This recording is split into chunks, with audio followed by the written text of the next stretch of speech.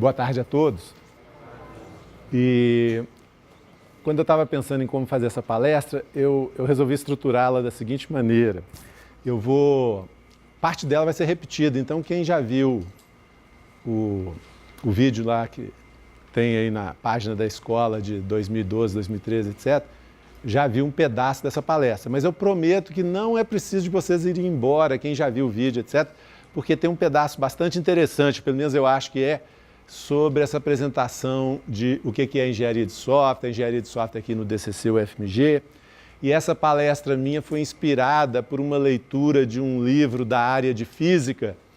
O pessoal na área de física, eles têm um certo problema com relação à mecânica quântica e eles chamam esse problema deles de o enigma quântico. Quem já leu sobre isso, hein? Só para mim saber. Pouca gente. Então eu preciso falar pelo menos o que é o problema deles. Gente, quando eles fazem os experimentos quânticos, etc., uma das coisas estranhas que acontece é que, por exemplo, você pega um elétron, parece que o elétron está em dois lugares ao mesmo tempo.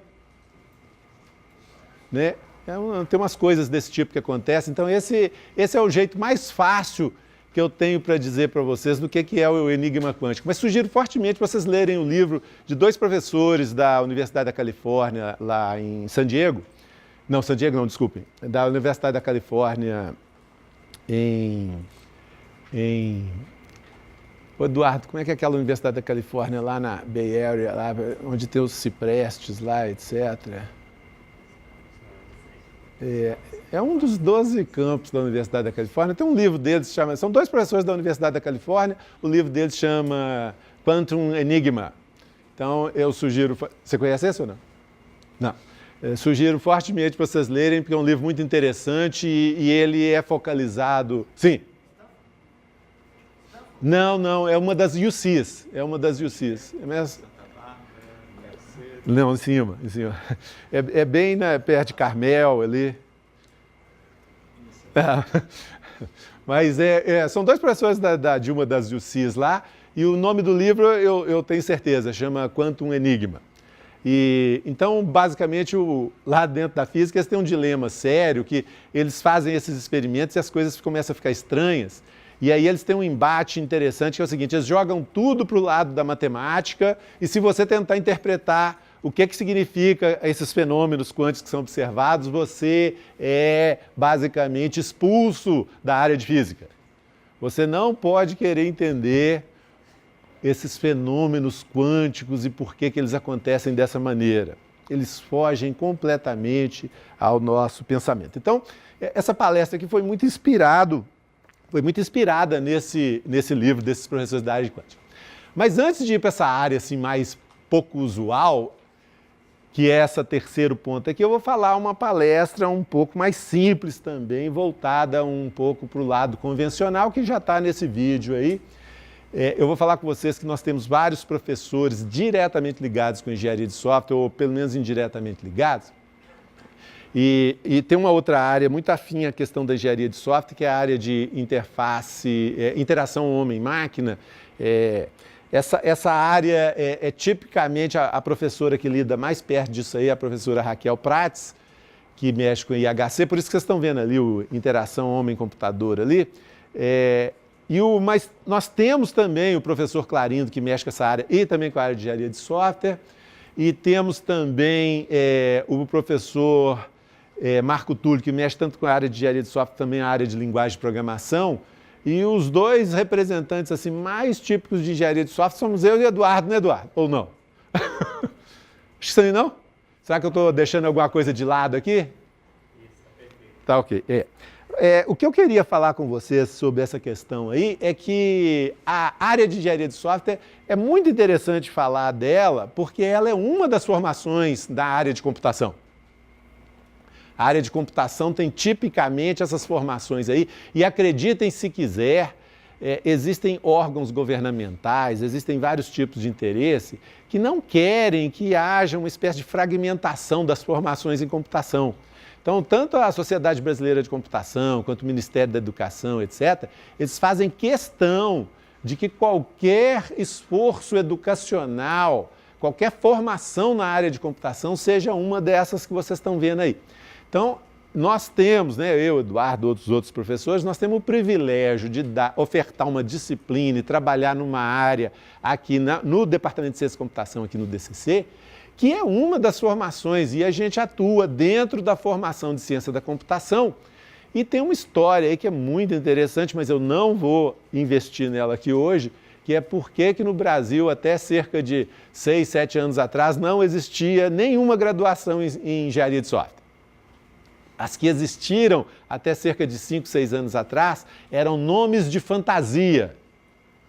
Não eram formação em engenharia de software. Você sabia disso, né, Eduardo? Mas agora a gente já tem alguns cursos, inclusive tem um lá na Universidade Federal de Goiás, né? Nós já temos alguns cursos de graduação na área de engenharia de software. Então, é um prazer para a gente, né? É uma felicidade muito grande poder atuar numa área que tem essa abertura toda. E aí, tem o problema de definir exatamente o que é engenharia de software e o que não é, gente. E eu tenho algumas definições que vocês podem ir passando os olhos aí, etc. Essa definição é lá do Instituto de Engenharia Elétrica e Eletrônica. Essa outra definição aqui é de um livro de um professor chamado Yang-Chul Huang. E o interessante dessa definição aqui é o uso que ele fala, e coisas parecidas. Eu vou dar para vocês de maneira bem resumida o que eu acho que é engenharia de software. Eu acho que engenharia de software é a área que trata do problema de como fazer programas de computadores, como fazer software. E essa área, ao lidar com essa coisa de como fazer software, ela é muito interessante, porque você pode sair fazendo reflexão após reflexão. Se você quer fazer um software de qualidade, seja lá isso que for, você tem que ter certeza que o software vai sair com qualidade. Uma das crenças que existe é que se você controlar a forma como você faz o software vai sair com qualidade, o produto. Né? E aí vocês podem elevar essa reflexão aí, e se você cuidar da forma como é a forma de verificar o software, ou verificar a forma como é a forma da forma de verificar o software, e assim por diante, você pode levar isso aí a níveis até onde vocês quiserem. O fato é que o conhecimento na área de engenharia de software, de maneira similar a qualquer outra área, né, que o ser humano se envolva de uma maneira um pouco mais científica. Eu estou falando de uma maneira um pouco mais científica porque se algum de vocês já se debruçou, por exemplo, nos trabalhos de Sigmund Freud, o inventor da psicanálise, o Sigmund Freud ele não submetia as conclusões dele ao método científico, não. Alguém aí sabe disso ou não? Ninguém? Uma plateia que só está interessada em software e nem conhece os trabalhos de Sigmund Freud. Pois é, o Freud, inclusive, é um cara que tem uma importância muito grande. Não estou negando a importância dele, eu sei que eu estou sendo gravado, mas o fato dele não apresentar o conhecimento dele para o método científico traz umas coisas estranhas. Tem pessoas que falam que simplesmente pelo fato que ele não conseguia ir no banheiro fazer as necessidades dele de manhã, ele construiu um edifício teórico sobre o problema da retenção anal de uma maneira assim completamente impressionante e de causar estorpor na maioria das pessoas. Você acredita nisso ou não? Já ouviu falar do problema da retenção anal? Era o Freud que não conseguia ir no banheiro de manhã. E ele não submetia isso, gente, à apreciação científica. Vai entender, não é mesmo, Eduardo? Vai entender. Bom, na área de engenharia de software não é como a área da psicanálise não, tá, gente? É como quase todas as áreas lá. Mas veja, mesmo a área de psicanálise, você tem lá livros, você tem conferências e você tem periódicos, um influenciando o outro. Grosso modo, a gente pode tentar caracterizar uma certa área por essas ocorrências aqui. Só que se eu ficar falando para vocês todos os livros de engenharia de software, todos os periódicos, todas as conferências, etc., vocês vão ficar soberbados e não vão aprender absolutamente nada. Então, o que eu resolvi fazer aqui, gente, é trazer um pouco da engenharia de software aqui, uma discussão da engenharia de software bem alto nível para vocês, sobre as lentes de uma das conferências. Vejam vocês, um dos elementos presentes aqui, né, nas centenas ou milhares de elementos que a gente tem aqui para a definição da engenharia de software, eu resolvi escolher essa tal International Conference on Software Engineering, que é considerada uma das principais conferências, se não é a principal, é uma das principais conferências de engenharia de software no mundo. Você concorda comigo ou não, Eduardo? Concorda. Certamente. Muito obrigado, muito obrigado. Tudo que você discordar, você pode levantar aí e falar e tudo. Eu vou falar um pouco então para você sobre a questão de palestrantes, dados gerais das trilhas, artigos técnicos, e olhem o blurb que eles fizeram da conferência. Desde já eu quero me desculpar pelo uso de inglês aqui, gente, mas tem certas coisas que se eu ficasse investindo em fazer uma tradução que fosse exatamente capaz de capturar o espírito que existe ali, por exemplo, nesse caso aqui, gente, essa palavra hippest, ela é muito difícil de traduzir. E olhem como é que é o blurb dessa conferência. Olha, The Hippest Software Engineering Conference Under the Sky. É uma palavra, assim, é um marketing fantástico isso aí, né? Então, desde já, eu peço desculpas pelo uso de inglês que eu vou fazer aqui, mas eu vou tentar, na medida do possível, traduzir. Basicamente, o que está falando aqui que é a conferência mais bacana, linda e maravilhosa que existe sobre a face da Terra, sobre o céu. Então, é isso que está falando aqui. Eles levaram para lá 3 tipos bem diferentes de palestrantes, porque vocês imaginam, essa é uma conferência de grandíssimo nível. Você é considerada a melhor conferência no mundo inteiro, o mundo inteiro está dependendo de software, etc. Então ela tem que ser bacana. O convite que eu faço aqui para vocês é vocês olharem esse material, tem vários vídeos de palestras. As pessoas aqui que se interessarem sobre essa coisa de como que é produzir software, né? De uma maneira X, Y, Z, que nós vimos nas definições ali, ou pelo menos espero que vocês tenham passado o olho para ver o que são as definições do IEEE, do Yang Xiao Chang e outras pessoas aí. Eu convido vocês a olharem o material que tem disponível na internet sobre essa conferência aí, que ela vai dar um retrato muito interessante sobre o que está acontecendo nessa área e tudo mais. Em particular, esse Tony DeRose ali, ele é daquela Pixar, e que faz aqueles Toy Story. O que mais? Procurando Nemo, é da Pixar também? Procurando Nemo, etc. E aí ele fez uma palestra falando que desenvolver software, em particular desenvolver jogos, pode ser feito com o mesmo tipo de processo que é usado para fazer filmes, etc., que a indústria cinematográfica, obviamente, tem muito mais experiência que a indústria de software. Caso vocês não saibam disso, já estão fazendo filmes de maneira mais ou menos profissional desde 1900 e software é uma atividade só dos anos 40, 50 para cá. Em particular, o nome engenharia de software ele foi cunhado e usado pela primeira vez em 1968. Bom, então teve essas apresentações aqui que são os palestrantes, né? Muito interessantes. E mais especificamente, a trilha técnica dessa conferência. Ô Eduardo, presta atenção naquilo ali. Você já viu uma conferência desse tamanho ou não? Ou maior? Foram feitas 461 submissões, gente, e eram 47 pessoas para apreciar os trabalhos. Muitos de vocês não conseguem nem imaginar o trabalho que isso dá. Acho que a maioria de vocês não consegue imaginar. Então vocês vão ter que acreditar na minha palavra, que dá muito trabalho isso, gente.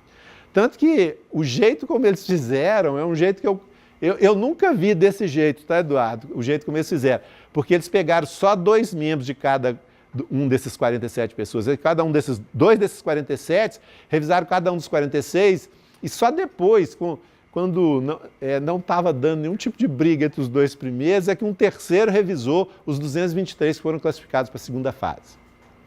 E aí eles fizeram uma reunião, e aí eles classificaram 85 artigos, e o mais engraçado, gente, sobre esse mundo do geração de conhecimento, é que a maioria dos dados sobre qualidade de conferências falam sobre o número de trabalhos que são aceitos. Quanto menor o número de trabalhos, é um negócio assim, eu acho isso estranho, eu não sei se vocês acham, mas quanto menor o número de trabalhos, melhor a conferência. Eu acho que isso é meio estranho. Mas, definitivamente, esse não é o foco aqui da minha palestra, etc. O fato é que ela é considerada uma conferência bastante restrita, vocês imaginam. 461 pessoas se interessam em divulgar seu trabalho na área de engenharia de software e eles aceitam apenas 85 desses trabalhos. Em todos os sentidos, é uma conferência bem restrita, não, Eduardo? É uma conferência grande e bastante restrita. Bom, e além da trilha técnica, tem vários outros eventos acontecendo. Então, vocês vejam que a tarefa, até mesmo de abrigar isso dentro dos dias das palestras da conferência, e novamente eu convido vocês a olharem o programa dessa conferência, olharem se tem alguma coisa lá de algum assunto que vocês gostariam de investigar, mas eles têm lá outros eventos acontecendo junto com isso aí. E hoje em dia, com esse problema de Twitter, Facebook, etc., para você ser hipest, você tem que curtir, like, etc., nas redes sociais e tudo mais. Então, até isso eles tiveram preocupação. Eu achei que eles estão com uns níveis muito baixos. Eduardo, me ajuda aqui, olha lá. Eles tinham só 1.250 seguidores e no dia... Quando estava realizando a conferência, só tinha 573 curtir lá e no dia que eu olhei, que eu estava começando a preparar essa apresentação, eles só tinham 933. Isso é muito baixo, não? Em particular, existe uma concorrência muito grande entre as conferências, porque vocês imaginem, isso envolve muito dinheiro, isso envolve muito prestígio, etc. A triste notícia que eu tenho para vocês é que o Brasil não tinha nenhum trabalho lá na trilha técnica. E segundo o professor Eduardo, em todos os anos daí, se nós estamos falando de 70, 20, 30 anos, nós estamos falando de uns 30 anos dessa conferência, tem cerca de uns 5 a 6 trabalhos brasileiros. Eu não tenho, o professor Eduardo tem 2 trabalhos, né? Isso. Ah, 5 a 10 anos. Mas são poucos mesmo, da ordem de uma dezena. O Eduardo, nos últimos 5, 10 anos, contou, acho que da ordem de 5 trabalhos brasileiros. Vocês vejam, é uma conferência grande, etc. O Brasil, definitivamente, não tem um bom desenho na questão da participação da ciência dele no mundo. Na área de redes é desse jeito? Nas principais conferências de redes, são poucos trabalhos brasileiros? Mesma coisa, tem uma que é 5% de taxa de aceitação. Então, estão mais de 400 trabalhos em geral? 500 trabalhos? Eles aceitam 28, eu acho. Então dá 400, 500. Ah, tá. Certo. E, de novo, eu falo com vocês, né? Eles têm lá o tempo todo, eles estão sempre falando, né? Querendo mostrar a importância dessas conferências aí. E eu trouxe aqui só para apreciação de vocês, eu não sei nem se vocês estão conseguindo ler daí. Eu esqueci seu nome. Ô, Lucas, você está conseguindo ler daí? Essas foram as 25 sessões que eles organizaram, os 85 trabalhos, eles encaixaram cerca de 3 ou 4 trabalhos em cada uma dessas sessões, mas em 3 dias eles têm, se eu não me engano, 998, sei lá, alguma coisa dessa ordem aí, eles encaixam as apresentações dos 85 trabalhos, obviamente tem coisa em paralelo acontecendo, e quando você vai numa conferência dessa, você fica às vezes triste porque acontece, infelizmente acontece, 2 trabalhos que você gostaria de ver, mas que estão sendo apresentados ao mesmo tempo. Flávia Pellegrinelli, tudo bom? Então, existe esse tipo de coisa, mas vocês com os vídeos que vocês estão disponíveis, de algumas delas, não são todas, vocês vão poder selecionar algumas delas, assistir, etc. Olhando isso aqui que vocês estão vendo, eu agora já vou fazer a transição para a parte assim, menos convencional da minha apresentação. Eu tenho... Tipicamente, quanto que se aguarda que haja para discutir uma hora? Eu vou tentar terminar antes para ver alguma possibilidade de pergunta, se alguém tiver curiosidade, porque agora eu vou partir para o lado pouco convencional da minha apresentação, gente. Dessas sessões todas aí, eu resolvi escolher... Bom, o problema de sessões não orienta muito, não, porque, vocês vejam, aqui em 2013 eles escolheram essas 25 sessões e eu quero que vocês observem o seguinte, na conferência de 2011, que foi lá no Havaí, eles fizeram uns nomes muito mais engraçadinhos, não? Luau, Ondas, surfando a onda, né? Outrigger, Far Out, Empirical Luau, uns nomes mais engraçadinhos, mas os nomes agora das sessões aqui em 2013 são assim mais caretas e convencionais. Então, a minha apresentação foi mais ou menos igual a isso aqui, até esse ponto. Agora vem a parte engraçadinha. Agora vem a parte engraçadinha. É o seguinte, eu selecionei 2 artigos lá que são coisas que eu gosto e que eu tenho um bom domínio sobre esse assunto, etc. E esses 2 artigos me chamaram muita atenção, porque à medida que eu fui lendo sobre esses artigos, é que eu fui mudando para esse estilo engraçadinho agora com que eu vou terminar esses 5, 10 minutos finais aqui da apresentação, que é o seguinte, o primeiro artigo ali, que é sobre o uso da UML na prática, me chamou muita atenção. Eu vou falar um pouco mais dele e um pouco menos do segundo aqui. Eu vou falar um pouco mais desse aqui, o uso da UML. Essa tal de UML, muitos de vocês nem sabem o que é, mas grosso modo essa tal UML é como se fosse assim, uma espécie de C, C++, Java, etc., da questão de modelagem na hora que você está desenvolvendo software. Ou seja, na hora que você está desenvolvendo software, da mesma maneira que você pode desenvolver software usando C, ou Java, ou JavaScript, ou Scala, ou... Fale aí sua linguagem preferida, tem 60 mil para vocês escolherem ou mais. Tem várias para vocês escolherem, 60 mil. Em teoria, você poderia desenvolver usando o ML. E esse artigo, o assunto dele é exatamente esse. Essa UML tem uma propaganda muito grande e essa Marian Pett, ela coletou o que ela chama de informantes. Ele é um artigo, pasmem vocês, de pesquisa qualitativa. Então, isso aí, por exemplo, para os físicos, isso aqui, ó, nessa hora, ela já era julgada fora da ciência. Porque ninguém tolera, né, nessa área mais exata, essa questão de usar aspectos qualitativos. Ela conversou com cerca de 50 pessoas e aí o resumo do artigo é esse aqui, está nessa transparência, nesse slide aí. O fato é que dessas 50 pessoas, 35 declararam que não se usa o ML para desenvolver software. Vocês podem não estar entendendo, mas o que eu quero dizer é o seguinte, isso é um número muito grande. Quer dizer, existe uma espécie assim, de mito na indústria que a UML é usada de uma maneira ou de outra, às vezes menos ou mais, etc. Mas ela conversando com essas pessoas aí, ela chegou à conclusão que não tem. E quem que adota a UML, vamos dizer assim, no espectro total da UML é 0.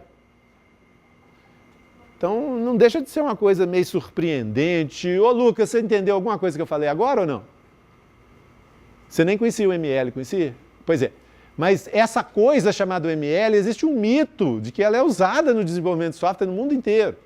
Tá? Ela conversou com 50, se você conseguiu ler aqui, ela conversou com pessoas até do Brasil, Índia, etc. e tal, são essas 50 pessoas aqui, isso é uma pesquisa qualitativa, etc.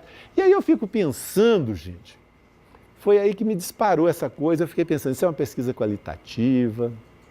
Bom, vamos continuar aqui. Quem que serão essas pessoas? Será que elas mentem? Não sei. Vamos continuar aqui.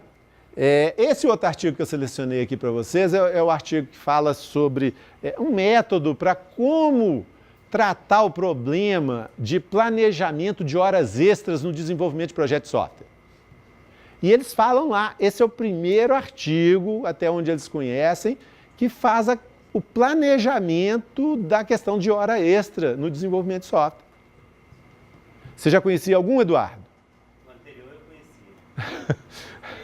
Pois é, mas esse é o primeiro, emplacou lá na IX, etc. E aí, o que aconteceu nesse artigo? Em diversos pontos também eu fiquei pensando certas coisas.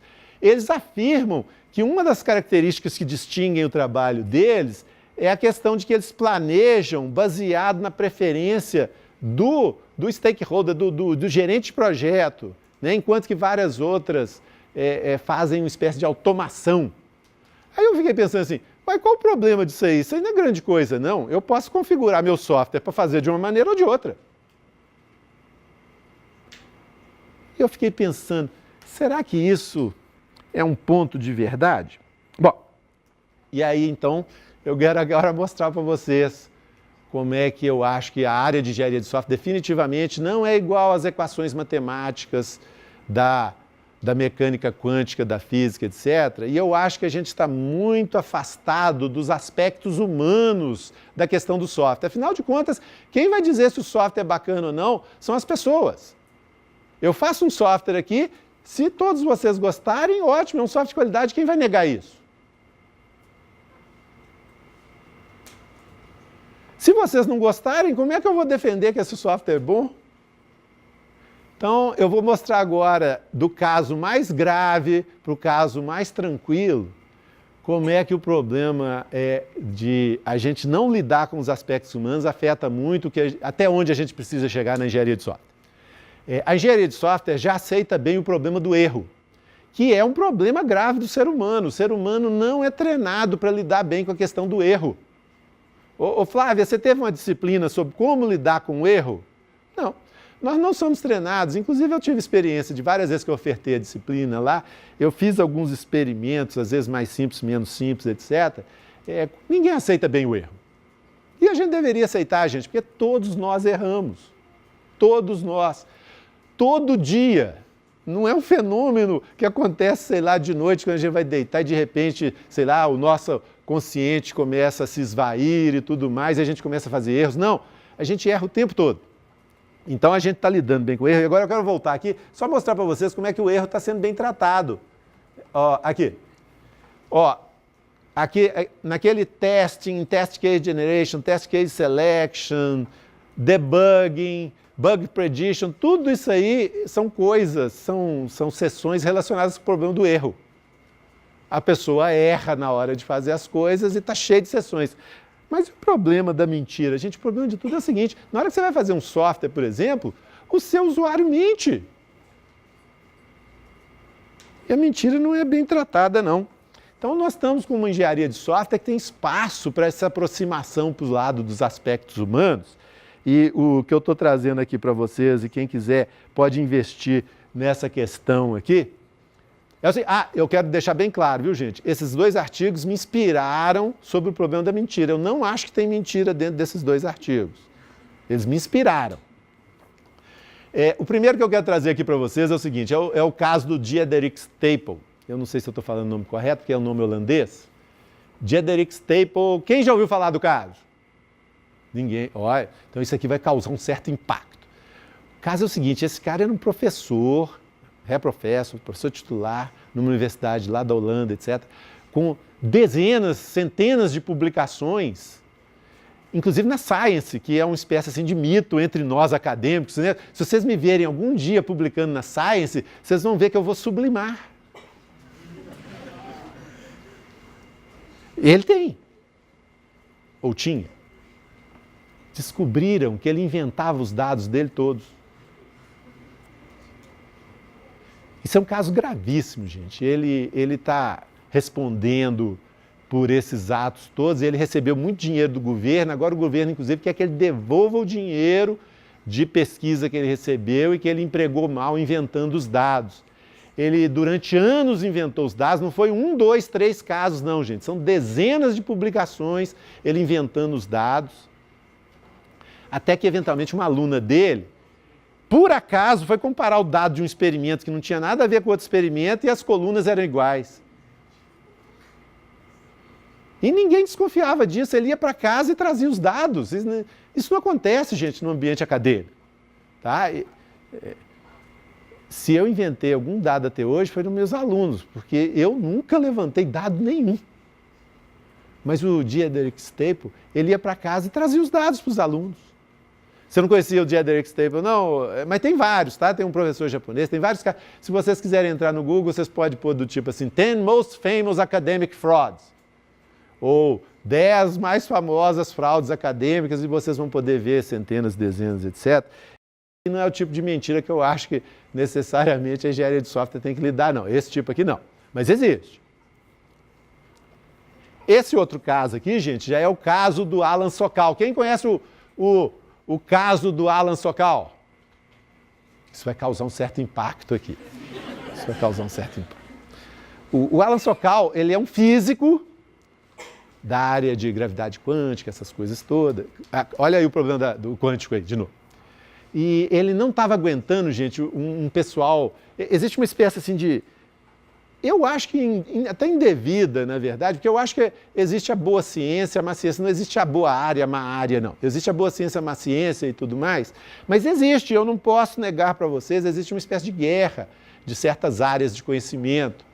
E tem uma área de conhecimento que eu acho ela, inclusive, com um potencial muito grande, eu acho ela interessante, eu não quero desprezar, é a área de sociologia da ciência. Então é um pessoal da área de ciências sociais, etc. Tem alguém aqui de sociologia da ciência? Se tiver, ninguém a essa altura quer se revelar. Porque o que o Alan Sokal, esse físico, fez, ele pegou e mandou para o... Vamos voltar aqui, ó. Ele mandou... Vocês lembram que eu falei com vocês que o conhecimento é montado sempre nesses embates aqui entre periódicos, livros, conferências, etc. Então o Alan Sokal mandou para o principal periódico da área de sociologia da ciência, ele mandou um artigo. E eu acho que o pessoal ficou até alegrinho, né? Um físico famoso, etc. Mandou um artigo e ele mandou aqui esse artigo aqui. E esse artigo, gente, vale a pena. Não é fácil de entender, ele faz tanta gozação, mas tanta gozação nesse artigo. É um artigo que é uma mentira. Que ele confunde o axioma da escolha da matemática com o problema do aborto, entre a mulher poder escolher ou não e ela não poder escolher no aborto. Até isso ele confunde usando o choque de termos e tudo mais. Então, esse artigo é um monte de bobajada, algumas partes até engraçadas, etc. E foi aceito. Foi aceito. E aí eu pergunto a vocês, agora nós já estamos num terreno mais complicado. O Alan Sokal, eventualmente, ele mesmo declarou que mandou esse artigo como uma espécie de gozação. E ele falou que era gozação sim, porque ele falava tanto absurdo lá dentro que era uma gozação. Eles teriam que identificar isso como gozação. Mas, no entanto, eles estão tão sem respeito a si mesmos, a área de sociologia da ciência, que eles aceitaram aquele monte de bobagem. E agora eu já pergunto a vocês, eu queria saber de vocês aqui o seguinte, nós vamos fazer uma votação bem rápida, só de curiosidade aqui. Quem acha que ele está certo em fazer isso? Algumas pessoas acham, olha aí. Quem acha que ele está errado? Poucas pessoas acham que ele está errado. Nós já estamos indo para um lado da mentira agora, meio complicado, não, gente? Bom, agora eu vou finalizar a nossa apresentação aqui com esse trabalho. Ô, Lucas, está conseguindo ler daí ou não? Esse trabalho aqui é um trabalho... A engenharia de software, gente, ela tenta fazer pelo software o que as outras engenharias tentam fazer pelos temas delas. E as outras engenharias certamente estão mais avançadas do que a gente. As outras engenharias já estão tratando o problema da mentira nos seus territórios. E eu acho que a gente tem que tratar o problema da mentira no território da engenharia de software, inclusive como desculpa para essa coisa que a gente precisa fazer, que é aproximar mais dos aspectos humanos da engenharia de software.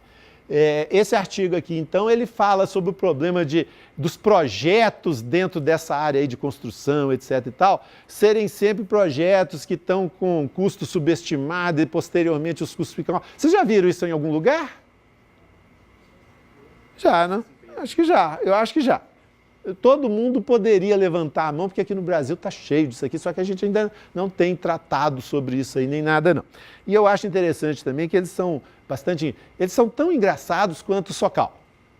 Eles, inclusive, eles têm um nome aqui para mentira, que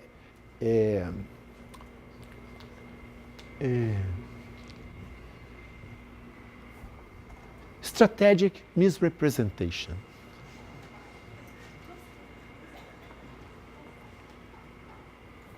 Representação errônea estratégica.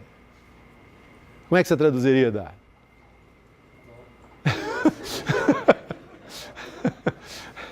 E eles terminam o artigo deles falando, olha, toda vez que você vê alguma discussão sobre custos de projeto, isso aqui aplica-se exatamente para o software, gente. Isso aqui aplica sem tirar nem pôr. Toda vez que você vê alguém discutindo custo de projeto, não sei o quê, etc e tal, você não deve confiar, né? Vocês não devem confiar nesses custos. Bom, Então, eu vou terminar aqui falando com vocês o seguinte. O meu ponto de vista é que o software, gente, ele atinge áreas cada vez mais complexas da atividade humana. E várias outras atividades conseguem ir até certo ponto sem tratar certas coisas que são complexas. A mentira é um domínio muito complexo. Porque, vejam vocês, imagina que uma menina chega para mim e fala assim, ô Rodolfo, você me acha bonita? Vocês acham que eu posso falar? Não, você é muito feio, seu estrubuçu. Vocês acham que eu posso falar isso? Mesmo que ela sendo, vocês acham que eu posso falar? Não, gente, não pode, não pode. Então, será que a mentira... Agora, o problema é o seguinte, o ser humano engana todo mundo e fica fazendo, menino, mentir é feio, pronto, e acabou. O software está entrando em todas as nossas áreas de atividade e a gente vai ter que incorporar várias coisas que hoje em dia a gente não incorpora, várias coisas do aspecto humano, da dimensão humana do software. E talvez a mentira tenha que ser tratada no ensino fundamental, não sei, talvez seja muito complexo formar professores que saibam como lidar com mentira. A maioria das pessoas mentem, vocês todos mentiram hoje, algumas vezes, todos vocês, todo ser humano mente. Né? Às vezes a gente engana até a si mesmo. Então tem um trabalho muito interessante que eu li recentemente, né, sobre como que a gente fica enganando a si mesmo. A gente mente pra gente mesmo o tempo todo. Eu sou muito honesto, muito bacana, muito bonito. Será que tem que ser uma disciplina de ensino fundamental? Será que tem que ser uma disciplina de formação superior? Será que tem que ser uma disciplina de domínio específico? Mas vejam vocês, fazer um software de qualidade, gente, exige que a gente consiga detectar a hora que as pessoas estão falando a verdade, a hora que elas estão falando mentira, etc.